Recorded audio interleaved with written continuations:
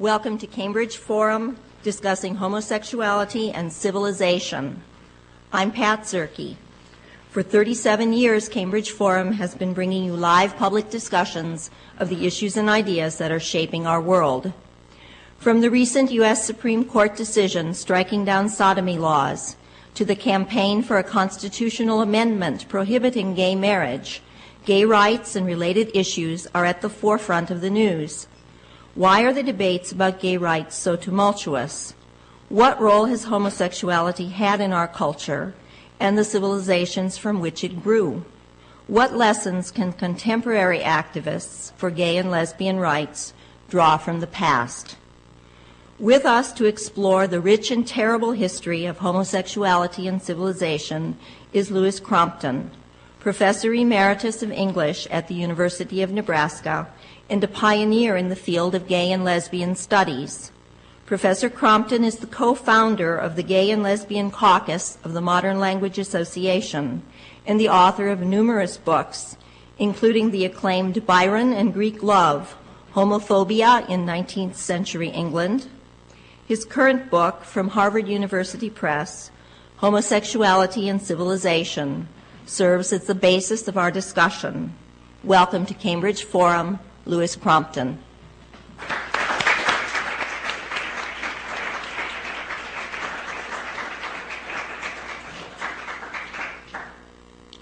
Well, thank you, Pat.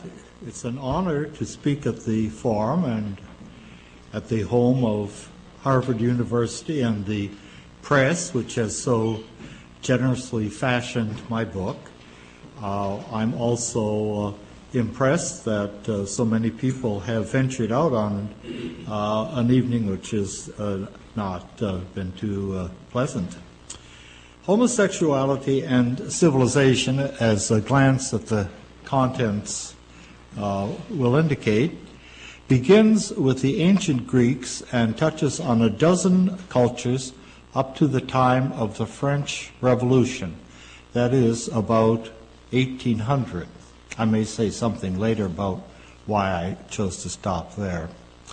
Today, homosexuality, of course, holds the spotlight as one of the hottest topics of the hour here in Massachusetts and in the nation at large. Unfortunately, since gay marriage is a relatively novel issue in world history, my book touches on the topic only incidentally.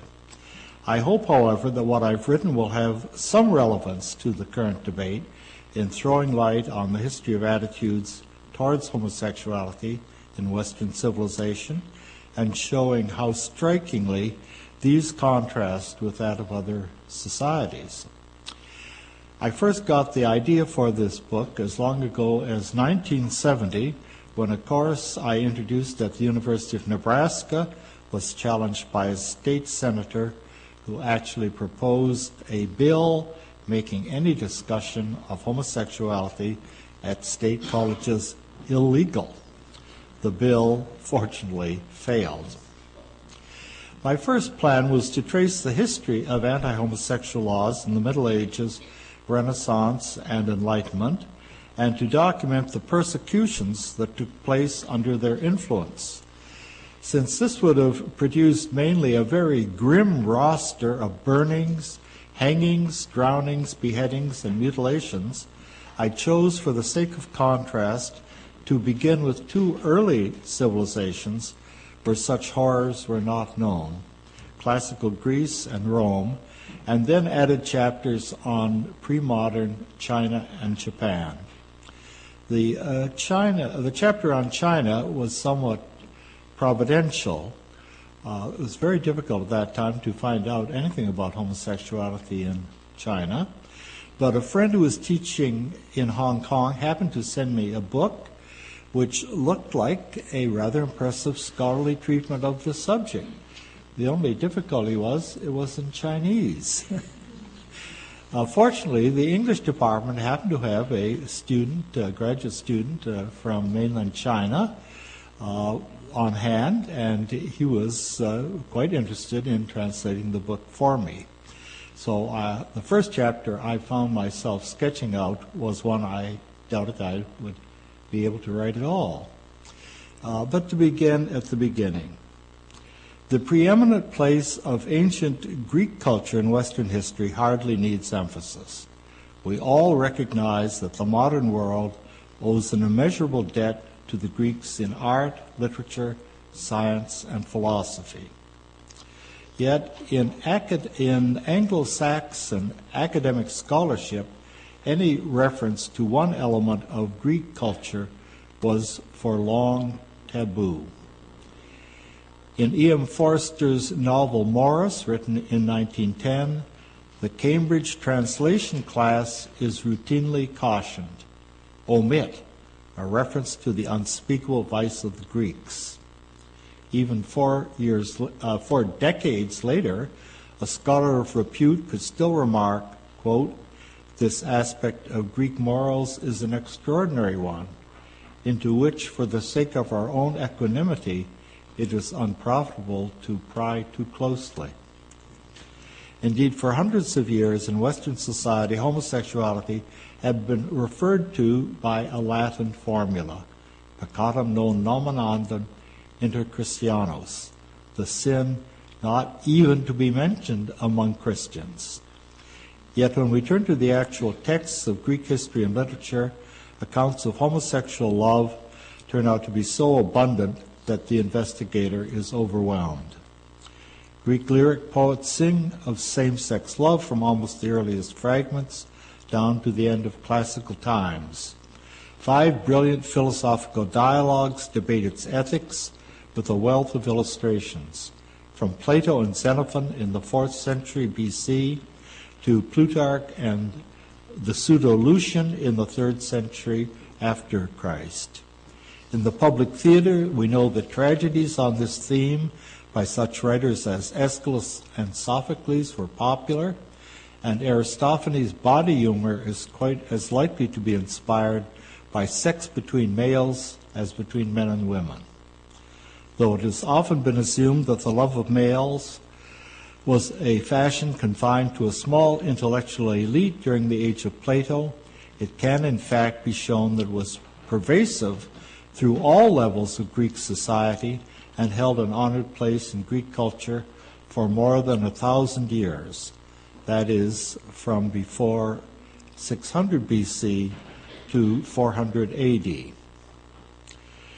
Throughout these accounts, male attachments are generally speaking presented in an honorific light, though there are always some skeptics. But for many Greek biographers, for a man not to have a lover seems to have bespoken a lack of character or a deficiency of sensibility. It is this enthusiastic note, marked by a kind of spirited elan, that so uniquely distinguishes the Greek view of homosexuality. It is sounded clearly and strongly in what is probably the most notable defense of male love in Greek literature, the speech which Plato puts in the mouth of Phaedrus at the beginning of the symposium. Here is how the idealistic Athenian praises the male eros. "For I know not any greater blessing to a young man who is beginning life than a virtuous lover, or to a lover than a beloved youth. For the principle that ought to be the guide of men who live nobly, that principle, I say, neither family, nor honor, nor wealth, nor any other motive is able to implant as well as love." Of what am I speaking? Of the sense of honor and dishonor, without which neither states nor individuals ever do any good or great work.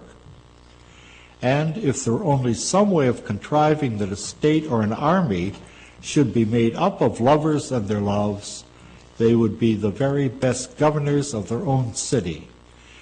And it is scarcely an exaggeration to say that when fighting at each other's side, although a mere handful, they would overcome the world.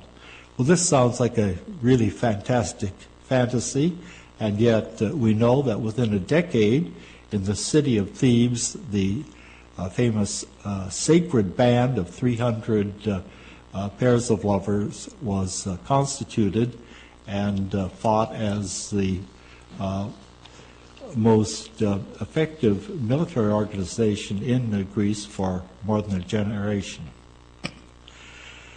It is an irony of history that the two cultures which have done most to shape Western civilization should have adopted antithetical views on homosexuality at almost the same time. In the 6th century before Christ, Greece produced the homoerotic poetry of Solon, Sappho, and Anacreon, and at its close, Athens witnessed in 514 the martyrdom of the tyrannicides, Aristogeiton and Harmodius, who became civic emblems of heroic male love. In the same century, a few hundred miles away in ancient Palestine, a law was incorporated into the Hebrew Scriptures, which was ultimately to have far greater influence and indeed to affect the fate of homosexuals in half the world down to our own day. We do not know precisely when the authors of the book of Leviticus promulgated this legislation. As with the dating of most books in the Old Testament, controversy abounds. But the date most widely accepted by modern scholarship for the so-called Holiness Code in Leviticus is about 550 BC. As one of the 5 books of the law or Torah, Leviticus is a compendium of legislation purportedly decreed by Moses. But Moses is assumed to have lived about 1300 BC, and it is now generally agreed among biblical scholars that the 5 books of the Pentateuch, traditionally ascribed by Jewish tradition and the medieval church to Moses, took on their present form at a much later date. We may assume that though some of the enactments may be ancient and even Mosaic, many originated in later times in response to later conditions. The opening chapters of Leviticus prescribe rites for burnt offerings, for priestly consecrations, for the treatment of leprosy, and give dietary rules for distinguishing clean from unclean animals. Among Christians and among Jews not strictly Orthodox, these statutes are regarded as archaic and non-binding in today's world. Chapter 18, however, condemns certain sexual acts, including incest and male homosexuality. Chapter 20 adds to the general condemnation of Chapter 18 a specific penalty for sexual relations between males. In framing this enactment, the authors of Leviticus wrote 24 words which sealed the fate of men who loved men in the Western world for more than 14 centuries. As rendered by the translators of the King James Version, they were, "If a man lie with mankind as he lieth with a woman, both of them have committed an abomination. They shall surely be put to death. Their blood shall be upon them." It's rather interesting that if you look back in Massachusetts history to the body of laws and liberties that was passed here in 1641, the Massachusetts law on sodomy did not repeat the English sodomy statute of Henry VIII. Instead, they used this Old Testament language verbatim, word for word, in the law code. And the same thing happened in Connecticut. In fact, the Connecticut law remained on the books until 1822. New Haven went a step further and introduced the first and only law in any Anglo-Saxon jurisdiction that made lesbianism a capital crime. Fortunately, New Haven was absorbed in the state of Connecticut shortly afterwards, so that law was only on the books for 3 or 4 years. Unlike the legislation on ritual, this law was also taken to apply to non-Jews living under Jewish jurisdiction. It is therefore a mistake to argue, as some apologists have done, that this law was akin to enactments on ritual and not binding on Gentiles. Leviticus 18:26 specifically extends the prohibition to, quote, any stranger that sojourneth among you. Such a law was one of the so-called Noachic precepts, that is, laws binding on all the descendants of Noah, literally all mankind. There is much that is humane in the ethic of the Old Testament. Its prophets and lawgivers show a sensitive concern for the oppressed and the weak. Perhaps the story of their enslavement in Egypt and their struggles with formidable empires that so often ended their independence bred in the Jews a special compassion. The Hebrew Scriptures reveal sympathy for the stranger or alien, for the poor, for the deaf and blind, for orphans and widows, even for hungry animals whom the law protects. The same Levitical code that ordered the extermination of male homosexuals commanded men and women to love their neighbor as themselves. But for the priestly authors of Leviticus, a man who engaged in same-sex relations was not a neighbor. He was a deadly danger to be extirpated. If Judaism had remained merely the religion of a small tribe in the eastern Mediterranean, such fierce bigotry, though deplorable, would have had relatively small effect. A man would only have had to walk for a few days to escape its jurisdiction. But Judaism became the parent of a powerful world religion, Christianity, and when the Roman Empire became Christian in the 4th century, the Old Testament death penalty for male homosexual behavior was in effect incorporated into Roman law. Later, this same precedent was cited when death for homosexual behavior was prescribed in the law codes of European countries such as France, England, Germany, Italy, and Switzerland.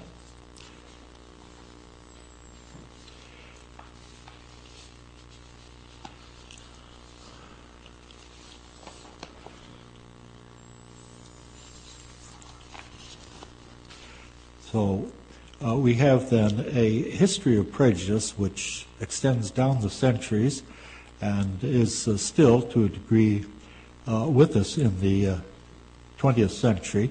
Fortunately, the death penalty ends in Europe in the early 19th century. But when we look at 20th century history, we may certainly wonder to what extent the just as traditional anti-Semitism certainly helped pave the way for the Nazi attitudes toward treatment of the Jews, so these ancient homophobic prescriptions paved the way for the sending of many thousand homosexuals to Nazi death camps.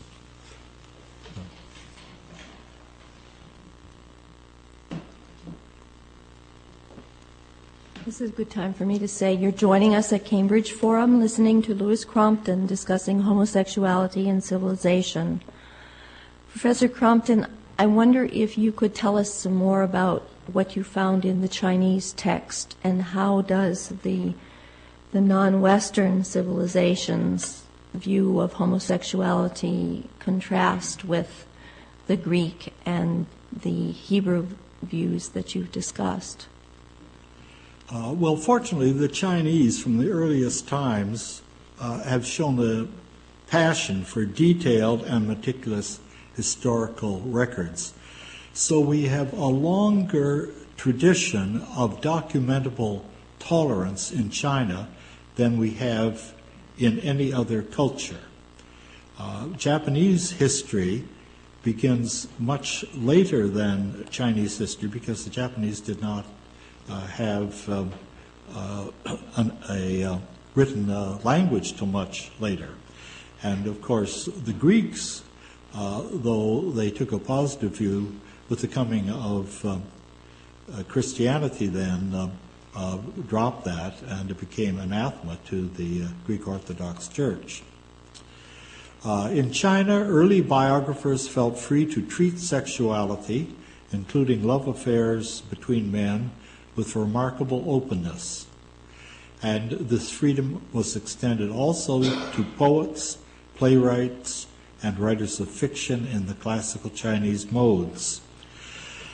Less fortunately, this candor disappeared with the establishment of the People's Republic in 1949, and tolerance for love between men that existed in the Middle Kingdom, the part such affairs played in the lives of famous Chinese in history, and the literature on this theme that flourished for more than 2 millennia have all been lost sight of. Chinese history before the 8th century BC, though copious, is largely legendary.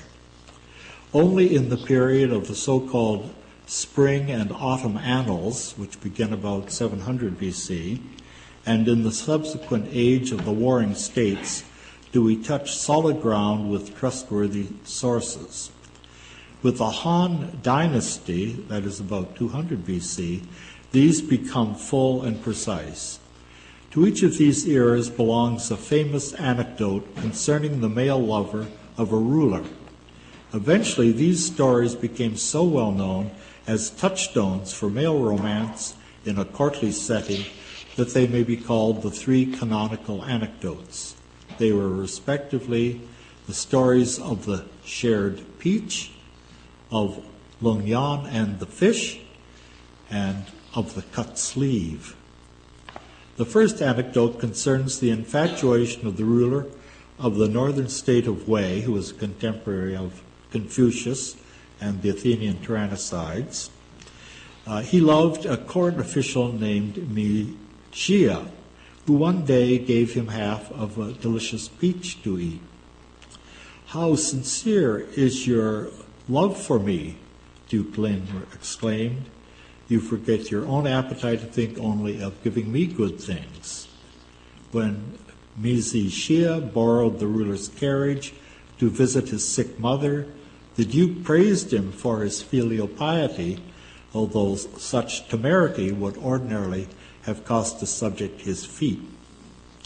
The second anecdote tells of another ruler of Wei, this time a king of a century later, whose lover, the Lord Lung Yang, burst into tears when the 2 men were fishing. The king asked the reason for his distress. Lung Yang replied that he had been impressed by the first fish he caught, but when he caught a bigger one, he wanted to throw it back. So, he feared, might the king prefer someone else to him. To reassure him, the king issued an edict. "Whoever shall dare to speak of beauties in my presence will have his whole clan extirpated." The third and most famous story involved not a duke or a king, but an emperor, the young Emperor Ai of the Han Dynasty, who ruled about the time of Christ. According to a famous Han historian, the emperor once sought to rise when his lover had fallen asleep on the sleeve of his robe. Rather than disturb him, he cut off his sleeve and appeared in public in this mutilated state. Thereafter, reputedly, his courtiers adopted similar abbreviations to celebrate the love affair. These 3 stories are repeatedly invoked in Chinese literary and historical works. Indeed, they became proverbial, so that for 2,000 years, homosexual love was regularly referred to the love of the shared peach or the cut sleeve. An important anthology of stories and anecdotes published in late imperial times was entitled simply Records of the Cut Sleeve. Clearly, these normative tales, if we may so call them, show an unself-conscious acceptance of same-sex relations. They contrast strikingly with the myth that dominated the imagination of Western Christendom, the story of Sodom with its supernatural terrors. But these were also quite distinct from the traditions of ancient Greece. Instead of legends of heroic self-sacrifice in a warrior society, we have piquant tales of delicate consideration and tenderness. Love for the Chinese was rarely the inspiration it was for the Greeks. the Arabs, and the troubadours. Rather than ennobling experiences, male love affairs in ancient China were elegant diversions suffused with poetic sentiment. This was in keeping with Chinese cultural norms. Unlike the classical and feudal West and medieval Japan, China exalted not the warrior, but the scholar, the man of letters, refinement, and taste. It is of some interest that these stories do not come down to us in books on love or in prose or verse romances, but in collections of political writings full of hard-headed advice about the governing of states. The Chinese were acutely aware that romance plays a fleeting role in human affairs. Han Fei-zi, who wrote about 240 BC, recorded the shared peach episode in an acerbic treatise that has been compared to Machiavelli's The Prince. The moral of the story is not the power of love, but the fickleness of the mighty, and the advisability of rulers' acts being determined by laws and not by personal attachments.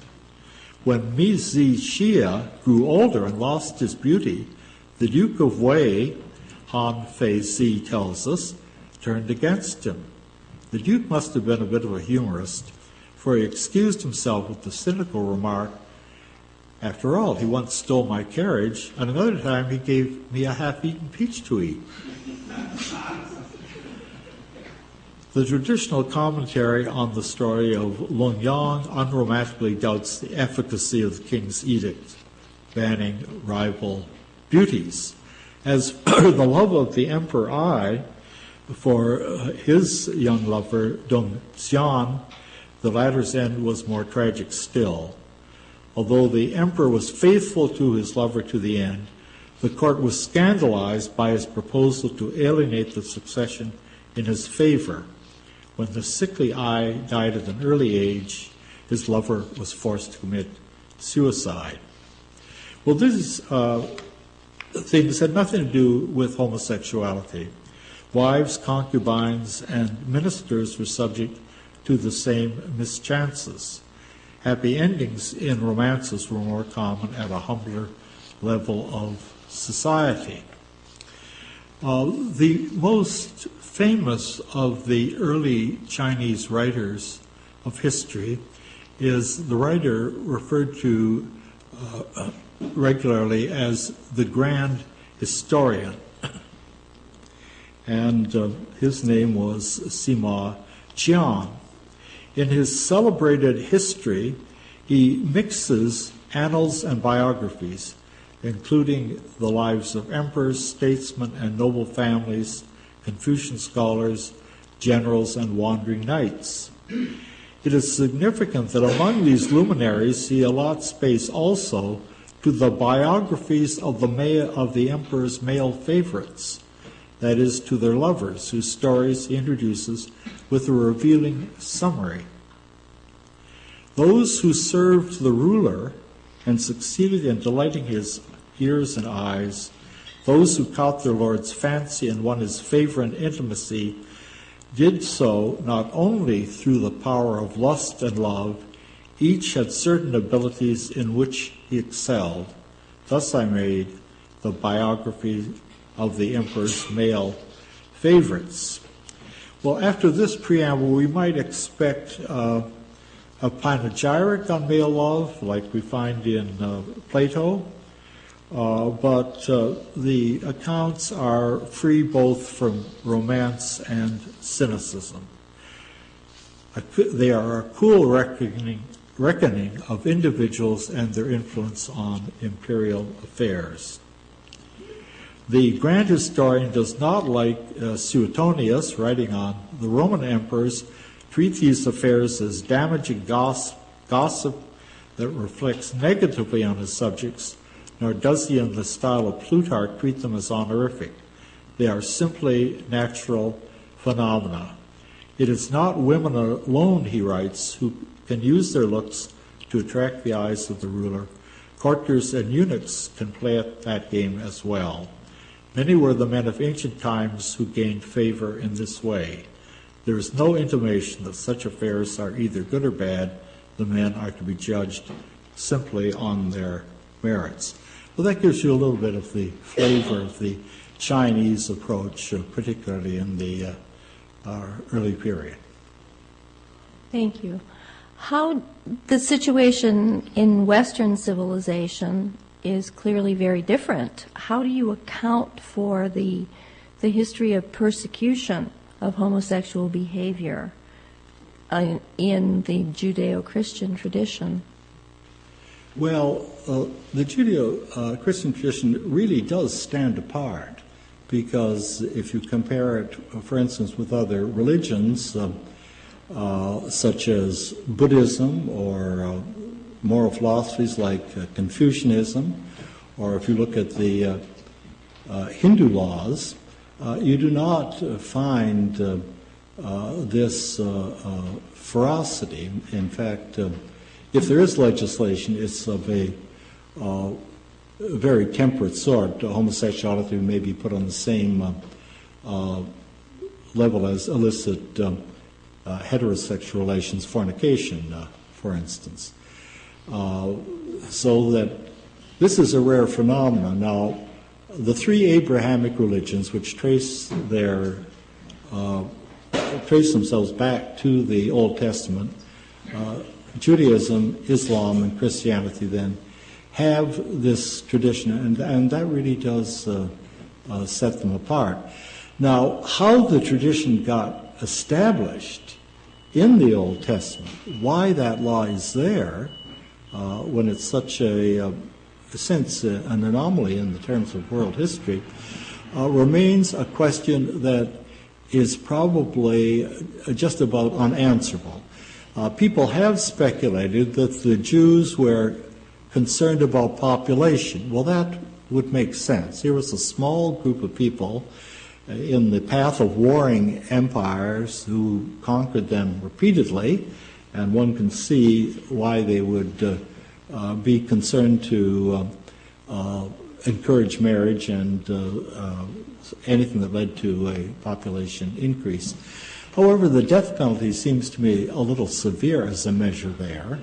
The Roman aristocracy had the same problem, and when Augustus addressed it, what he did was to take away some of their civil privileges, including their attendance at the games. So that was on a totally different level. It seems to me hard to account for the law in those terms. I make a speculative guess, which has actually been proposed before, that this had to do with the conflict between Judaism and competing religions in the area of Palestine. That Canaanite religions are accused of fostering or permitting incest and homosexuality. This is in Leviticus.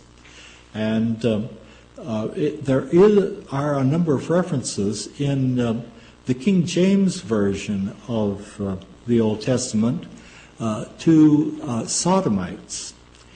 This translation of the Hebrew has been very controversial. And in fact, if we look at one of the Hebrew laws there, it's rather startling what is going on linguistically. The law says, if you translate it into literal English, there shall be no holy woman among the daughters of Israel, or any holy man among the sons of Israel. That seems like an odd law. And the Jewish terms, holy woman is kadishah and holy man is kaddish. Well, then if you look at the King James translation of that, what you get is, there shall be no whore among the daughters of Israel, and no sodomite among the sons of Israel. These seem very odd translations for holy woman and holy man. So what is going on?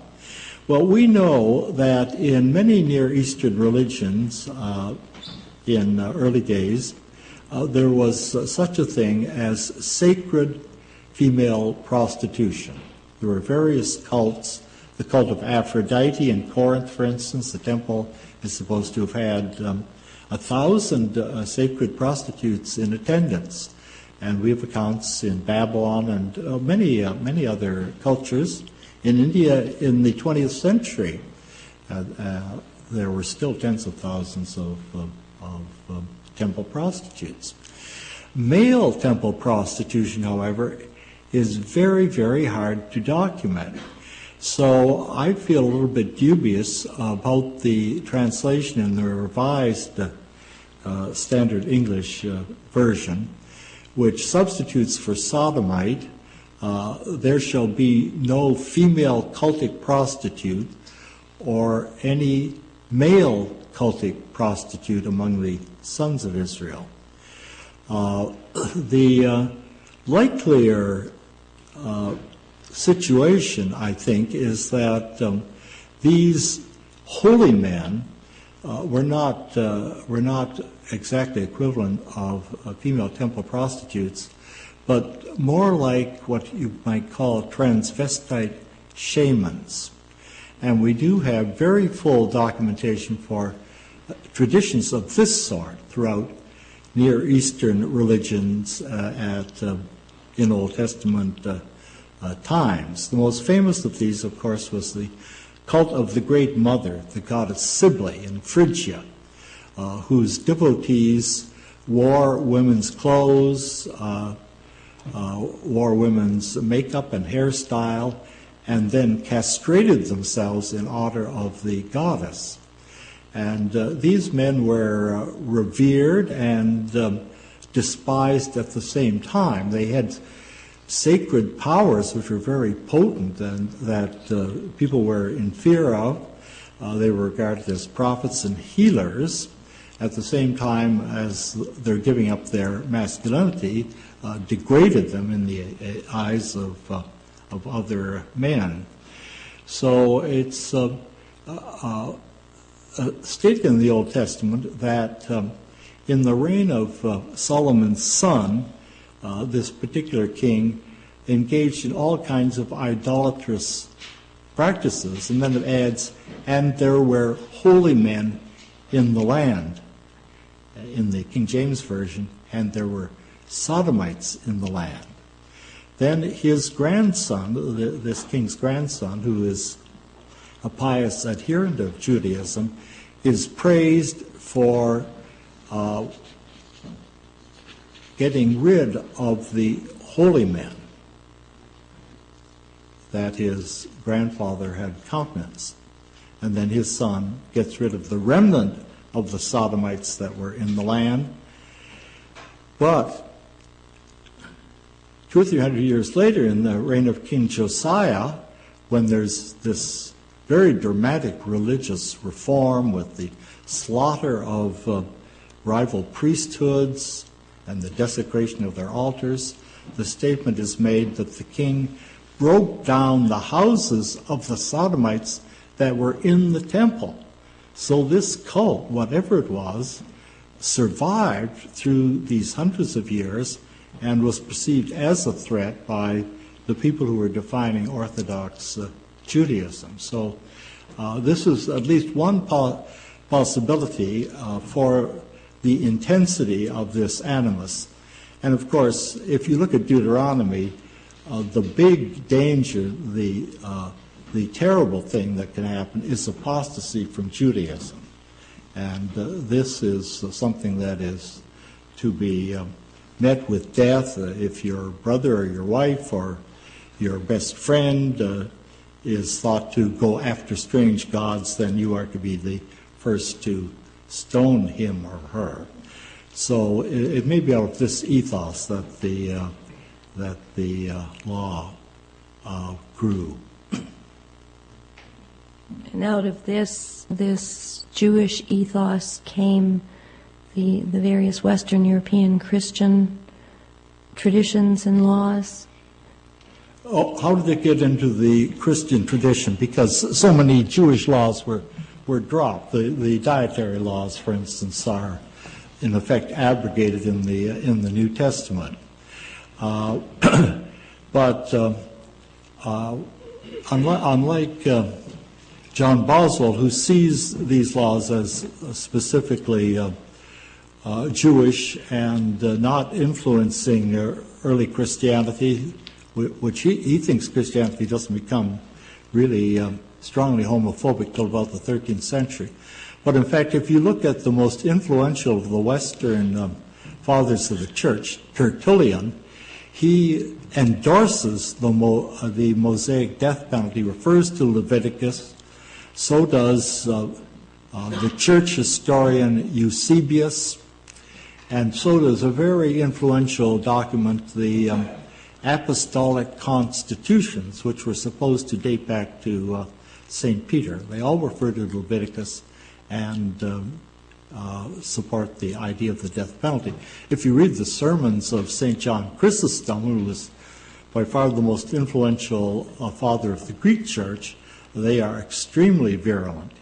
He gets the prize for anti-Semitism among the fathers of the church. He writes in a style that Catholics would not dream of writing in today.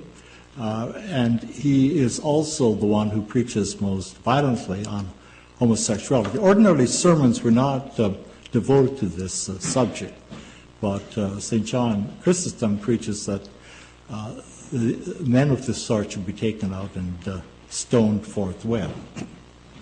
So the tradition is simply taken over from Judaism. Of course, St. Paul is important as a link there too, because of his condemnation of not only male but also female homosexuality in the first chapter of Romans. Okay. You're listening to Louis Crompton discussing homosexuality and civilization. The floor is now open for audience questions if you would use the microphone in the center aisle.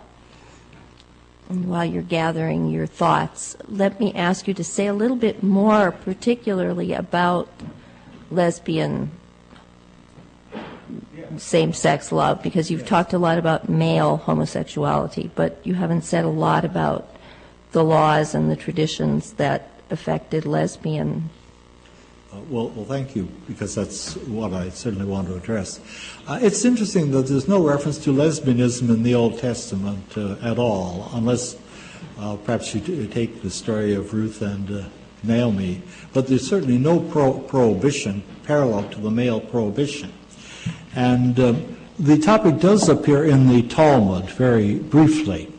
There's a debate about whether or not a lesbian, someone who's had an affair with another woman, should be allowed to marry a priest. A priest's wife is supposed to be a virgin. Well, some of the rabbis take the view that this kind of marriage would be forbidden, but the consensus is to follow another rabbi who says that this is not a serious impediment. When we get to St. Paul, however, it's quite different. He puts the two, male and female homosexuality, on the same level and talks about God giving idolaters over to vile affections, both women and men. So they're put on the same basis, and eventually, considerably later, laws against lesbianism are incorporated into Christian laws in states dating from about the 13th century. I've got one question, which is, I'm wondering how you managed to settle on a definition for homosexuality that applies to all people, men and women, throughout all cultures for 2,600 years. And could you share with us a definition? Well, obviously, I'm using the broadest possible definition, a kind of lowest common denominator. People who have relations with members of the same sex. Now, of course, this raises a question of identities, because there are people who engage in such relations without, in our current society, necessarily identifying themselves as homosexuals. But when we look back, though, in each of these societies, people had very different conceptions connected with same-sex relations. They would have brought to mind a totally different set of circumstances in Chinese culture, Japanese culture, ancient Rome, for instance. So I don't want to de-emphasize the differences, which were enormous. Nevertheless, you can, in ancient Greece, find among those dialogues I mentioned, at least two of them which are dialogues between gays and straights. In other words, some of the debaters define themselves as lovers of women, others as lovers of boys. They're setting these as polar opposites. And there's a fascinating dialogue in Japanese, written about 1630, in which we have the same situation, a group of men who are debating, the premise is something like whether the love of women can be as elegant as the love of boys, which sounds a little bit prejudice there. And in other cultures, even the medieval cultures, it isn't simply sodomitical acts, but there are also references to men of this sort, that kind of man. And in medieval France, he is assumed to be someone who despises women. So there's a definition there that involves more than simply the sexual relation between the two people of the same gender.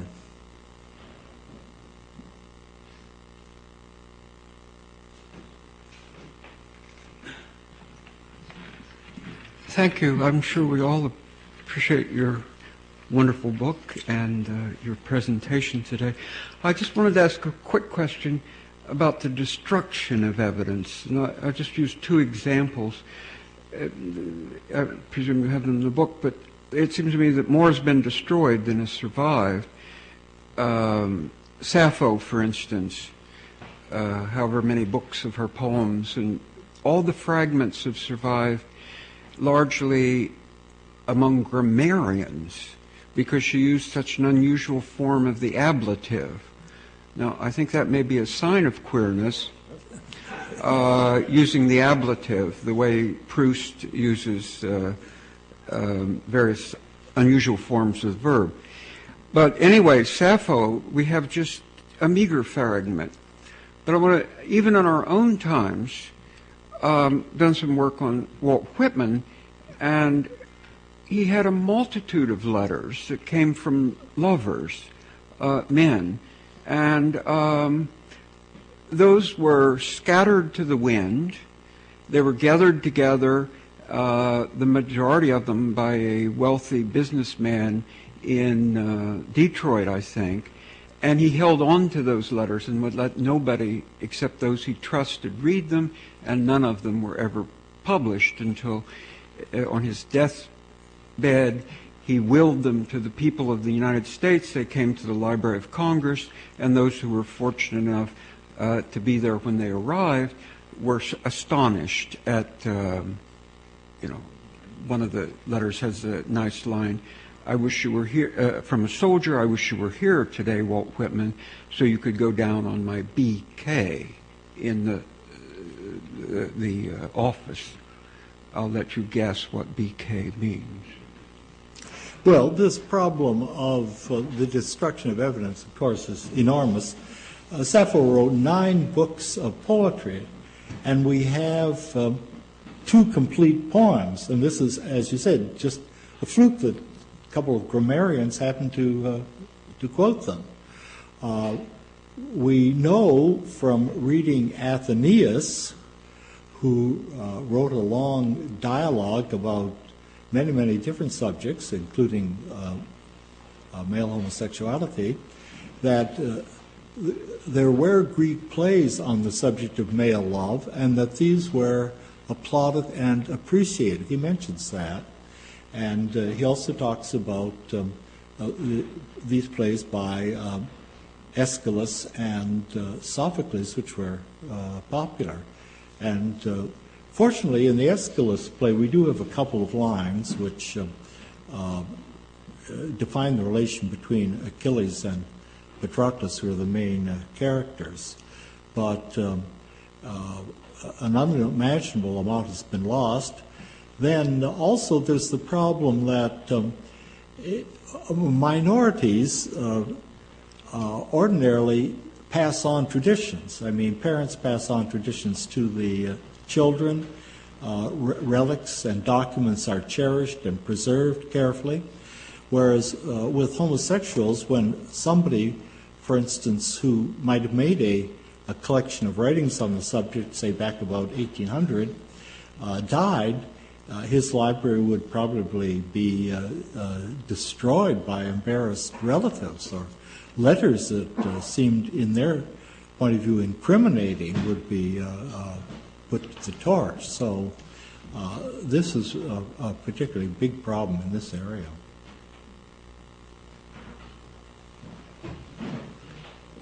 Feel free to line up at the microphone. I think would you say something about the word lesbian, which I believe comes from the Greek island of Lesbos, and what was the culture there? What, how did the term originate? Were men allowed on the island? What's the story? Okay. Well, the word, of course, came to designate female homosexuality because of Sappho, who lived on the island of Lesbos. And in fact, in some of the Greek dialogues, well, there are a couple of dialogues by Lucian among the dialogues of the courtesans, which deal with lesbians, and one of the women there comes from the island of Lesbos. This term was not generally used for female homosexuality until the late 19th century. I did find one use of it in the late 16th century, where this French writer who wrote a book on women, in which he included a chapter on lesbianism, uses the term les lesbiennes, but that was a kind of nonce use of the word. The word in regular currency at that time in English and French was the term tribad. Yes, next question. I have a question on James Boswell. Two questions on James Boswell. John Boswell. What do you think of his work in general? Is it valid? Is there a lot that's good there? And secondly, his take on this, what he likened to a male wedding ceremony, a ritual that he likened to two men getting married. Do you have any opinions on that? Yes, I'm not. You were asking about John Boswell's views on same-sex marriage. Yes, and generally his work in general. Do you think there's a lot valid in his work? Okay.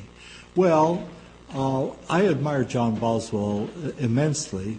He was the real pioneer in the field of gay history. He put it on the map and made it possible for others to work here. But my book generally runs counter to his assumptions because, as I say, he tends to discount the biblical and early Christian prohibitions. With respect to his book on what we might call gay marriages, he uses the term same-sex unions. And these are, in fact, if you look at the material, religious rituals in the Christian church for affirmations of spiritual brotherhood. And these may well have been rituals that some gay men may have availed themselves to in order to establish a bond and give it a kind of social status. But given the ferocious homophobia of the Greek church, it's hard to imagine that these would have been seen as condoning male homosexuality. Now, he does mention a very astonishing episode that took place in Rome and did involve something that approximated a marriage. The episode took place in 1578 in the pontificate of Gregory XIII. We know him mainly through the Gregorian calendar. There was a report of these marriages in the letters of the Venetian envoy to Rome, and the French writer Montaigne, fortunately for us, visited Rome a couple of years later, and in his travel journals of 1580 and 81, he confirms that the ceremonies were conducted in full seriousness and were an attempt, however foolhardy, to give dignity to relationships the men took seriously. Now here's Montaigne's comment in his journal. It's a bit sad that he approaches the matter rather superciliously, but this is what he says. On my return from St. Peter's, I met a man who informed me humorously of two things. The Portuguese made their obeisance to the Pope in Passion Week. That means they suffered in making it. And then on that same day, the Station of the Cross was at St. John's at the Porta Latina, in which church a few years before certain Portuguese had entered into a strange brotherhood. They married one another, male to male, at Mass, with the same ceremonies with which we perform our marriage services, the same marriage gospel service, and then went to bed and lived together. The Roman wits said that because in the other conjunction of male with female, this circumstance alone makes it legitimate, it had seemed to these sharp folk that this other action would become equally legitimate if they could authorize it with ceremonies and mysteries of the church. And then the final comment, 8 or 9 Portuguese of this fine sect were burned. So that hardly suggests a tolerant attitudes towards gay marriage on the part of the Catholic Church in the 16th centuries.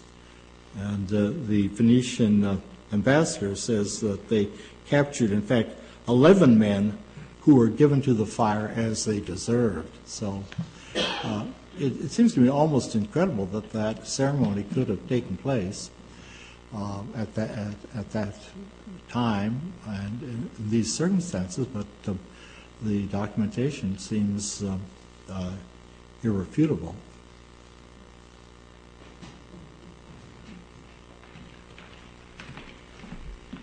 I apologize if you have mentioned this earlier, but in the course of doing your research, when and where do you find the earliest account of homosexuality? The earliest account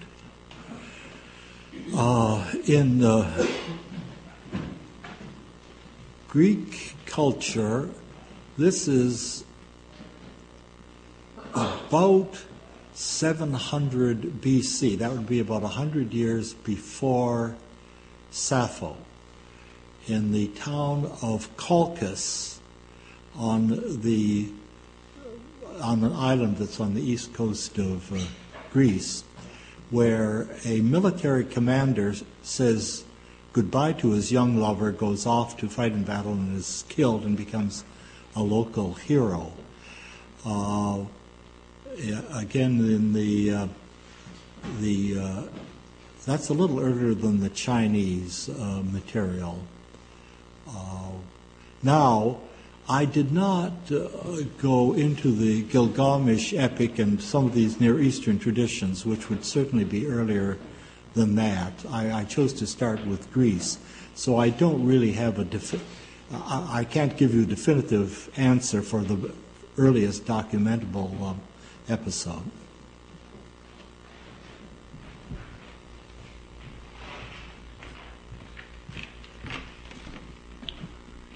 Would you talk a little bit about Edward Carpenter and Magnus Hirschfeld, who, to my mind, seem like the originators of modern gay liberation movements and the extraordinary social climate that must have existed to allow them to flourish, at least for the short time that they did. Very brave pioneers, both of them, Edward Carpenter and Magnus Hirschfeld. They were members of very different cultures, however. Germany made it possible to inaugurate a gay movement in a way that was not possible in England.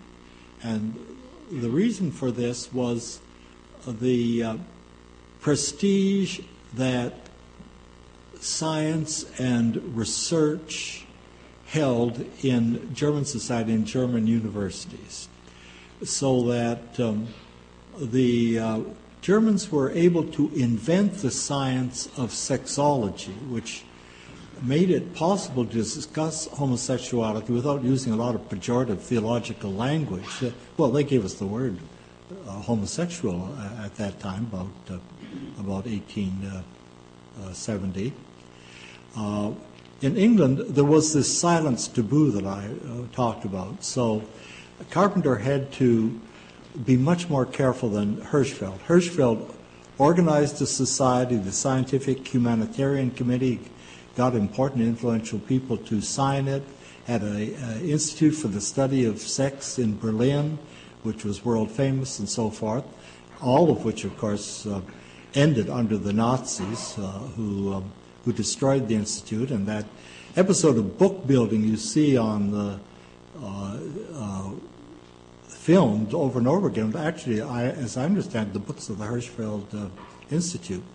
Now, Carpenter ran into another real tragedy in the fact that he just got underway publishing on this subject when the Oscar Wilde case happened. He just published an essay called Homogenic Love.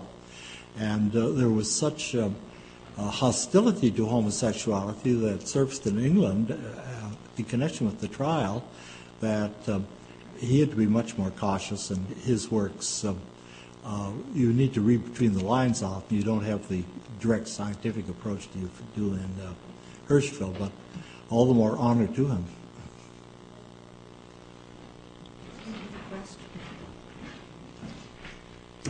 If it's not too greedy, I'd like to ask 3 questions. If that means you have to keep your answers especially short, so be it. Fine with me. Okay, I was flipping through Bishop Shelby Spong's book, Rescuing the Bible from Fundamentalism, and he mentioned the possibility that St. Paul's condemnation of sex in general just might indicate that he was actually gay, especially when he said, better to marry than to burn. What do you think of that one? Yes. Well, there have been various speculations. There's also the speculation which has turned up repeatedly in history as to whether or not Jesus and St. John, for instance, might have been lovers. And we find that in a remarkable number of sources in Christopher Marlowe, in the French writer Diderot, in Jeremy Bentham. With respect to St. Paul, I guess I'm unwilling to play the psychologist here. He is obviously having terrible difficulty with sexuality, and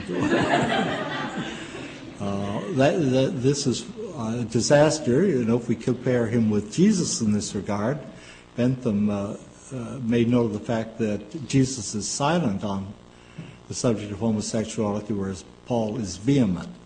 So what the basis for that intense emotional aversion to sex is, I don't think I'm prepared to say, but it's one of the tragedies of world history. Okay, and I heard once, I don't know where, it was a long time ago, that when the writers of Greek myths made their male heroes lose their wives or girlfriends early on because it wasn't considered masculine for the men to be involved with women for any long period of time. Care to comment on that?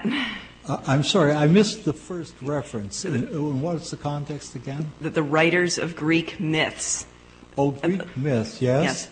Yes. Made their male heroes lose their girlfriends or wives early in the story, as with Hercules, for example, Heracles, excuse me, or Theseus, because it wasn't considered truly masculine for the male heroes to be involved with women for any length of time. Well, I guess one of the problems is they lost their boyfriends too. The Greek myths tend to deal with tragic events. Hercules loses Hylas when he's with the Argonauts. Apollo's young lover Hyacinth is killed. So is Cyparissus. So that this seems to be a pattern on both sides, I would say. Yeah, true. And finally, how would you care to comment on the late Quentin Crisp's role in the history of homosexuality? Well, I'm not too knowledgeable about Quentin Crisp, but he certainly comes across as a fascinating and delightful character. He seems to delight in not fitting into any nice particular category. He doesn't align himself with the gay liberation movement or the reformer. He seems to be content to be unique and perhaps there's a kind of dandyism which is a little bit akin to Oscar Wilde, I suppose. There, one enjoys his performance. I guess I put it that way.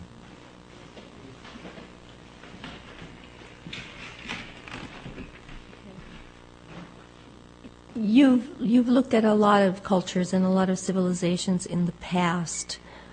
Given the fact that current American society comes from one of the more persecuting civilizations, do you look on the current debates, the current openness to discussing same-sex marriage, the Supreme Court decisions as a positive sign? Do you see traits in American culture today that replicate some of the traits of the more tolerant cultures of the past? Well, of course, American culture is undergoing a very dramatic transformation. I mean, what has happened with respect to gay marriage just in the last 12 months is almost unbelievable. Because other cultures have not had the level of homophobia, it's there's no way of really making a comparison with them. They have not had to face the same intense negatives. So we're faced with a more or less unique situation, I think. But as I comment at the end of my book, and perhaps I'll conclude by reading the last couple of paragraphs, which in a degree address this subject.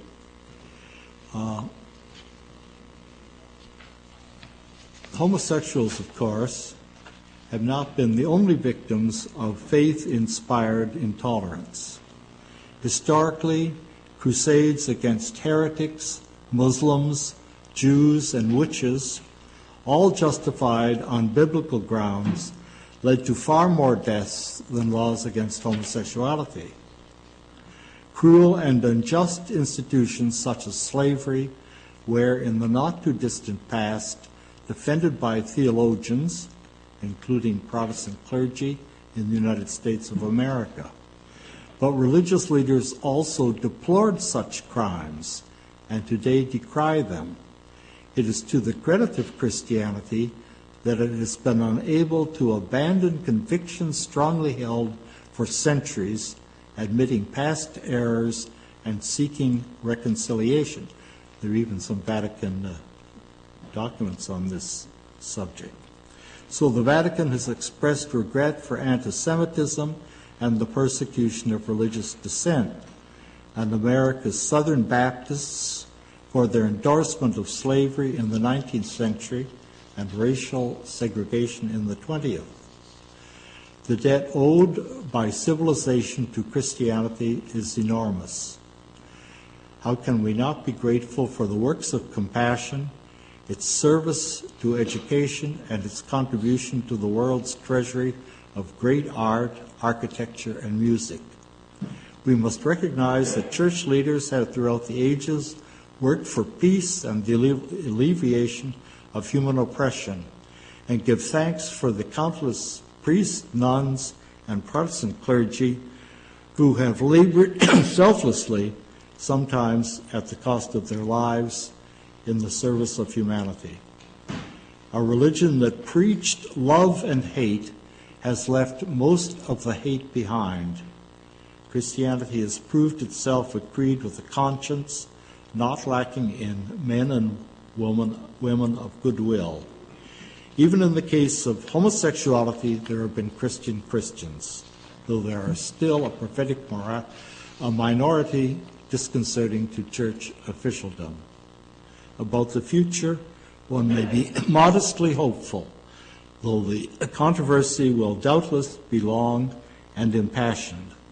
But scholarship has now brought to light the long record of oppression and abuse, and men and women who call themselves Christian can no longer plead ignorance or avoid the burden of a deplorable, long obscured past. Thank you, Louis.